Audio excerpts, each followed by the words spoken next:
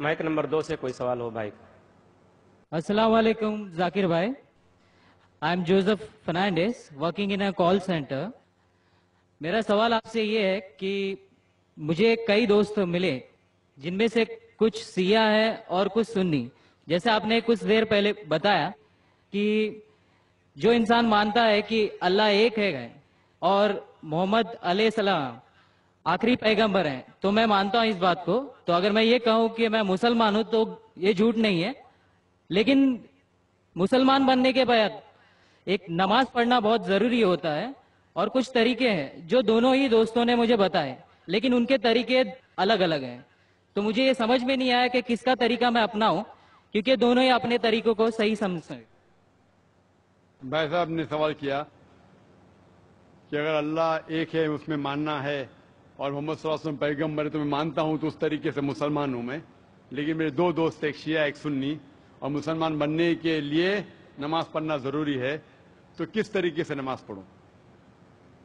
بھائی صاحب آپ کہتے ہیں کہ اللہ ایک ہے, آپ مانتے ہیں کہ اللہ کے پیغمبر محمد صلی اللہ علیہ وسلم آخری پیغمبر ہے, تو آپ نے کہا کہ کس طریقے سے نماز پڑھوں. یہ شیعہ سنی جو آپ نے پوچھا, آپ جب قرآن پڑھیں گے قرآن میں نہ شیعہ ہے نہ سنی ہے,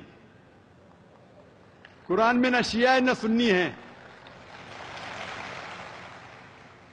قرآن شریف میں کہا گیا ہے سورہ عمران میں سورہ نمبر 3 آیت نمبر 103 میں وَاعْتَصِمُوا بِحَبْلِ اللَّهِ جَمِيعًا وَلَا تَفَرَّقُوا, کہ آپ آپس میں اکٹھا ہو کے اللہ کی رسی کو مضبوطی سے پکڑو.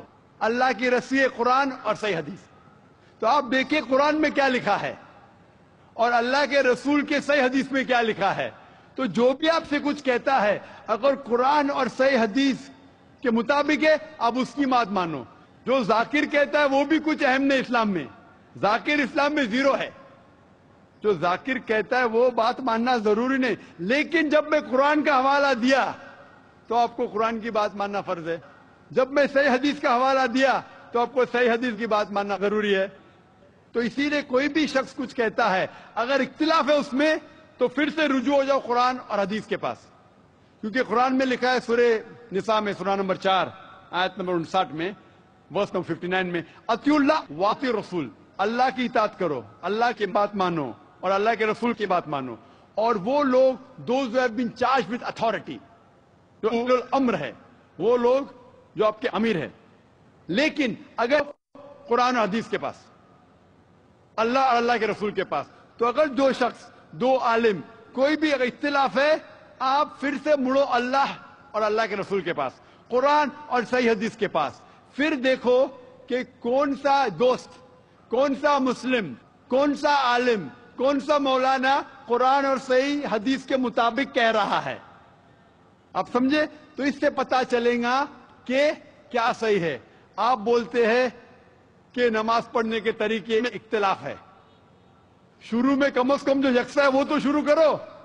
اختلاف وہ تھوڑا ہے, نماز کے طریقے میں اختلاف وہ تھوڑا ہے, جو یکساں ہے وہ تو شروع کرو. اگر آپ مسلمان بننا چاہتے ہیں تو اتنا وقت کیوں لے رہے؟ خالی نام کے مسلمان ہونا ضروری نہیں ہے, وہ کوئی فائدہ نہیں. عملی طور پہ مانو کہ اللہ ایک ہے, اس کی عبادت کرو اور آخری رسول محمد صلی اللہ علیہ وسلم پہ ایمان لاؤ. اور اس کے بعد پھر تحقیق کرو آپ کے دو دوست لوگ جو بول رہے قرآن سے کون میچ کرتا ہے, صحیح حدیث سے کون میچ کرتا ہے. کیونکہ اللہ کے رسول فرماتے, صحیح بخاری کی حدیث ہے, اس طریقے سے نماز پڑھو جس طریقے سے آپ نے مجھے دیکھا. تو جو صحیح حدیث سے ثابت ہے, قرآن اور صحیح حدیث سے, اس طریقے سے نماز پڑھو. لیکن اگر 19-20 فرق ہے, کم از کم جو یکساں ہے وہ تو شروع کرو. اختلافی باتوں پہ تحقیق کرو, انشاءاللہ پتہ لگ جائیں گا آپ کو کیا صحیح ہے. تو انشاءاللہ ابھی آپ صرف نام کے مسلمان مت نہ ہو, عملی طور کے اوپر مانو کہ اللہ ایک ہے اور اللہ کے رسول محمد صلی اللہ علیہ وسلم آخری پیغمبر ہے. Hope dancer the question.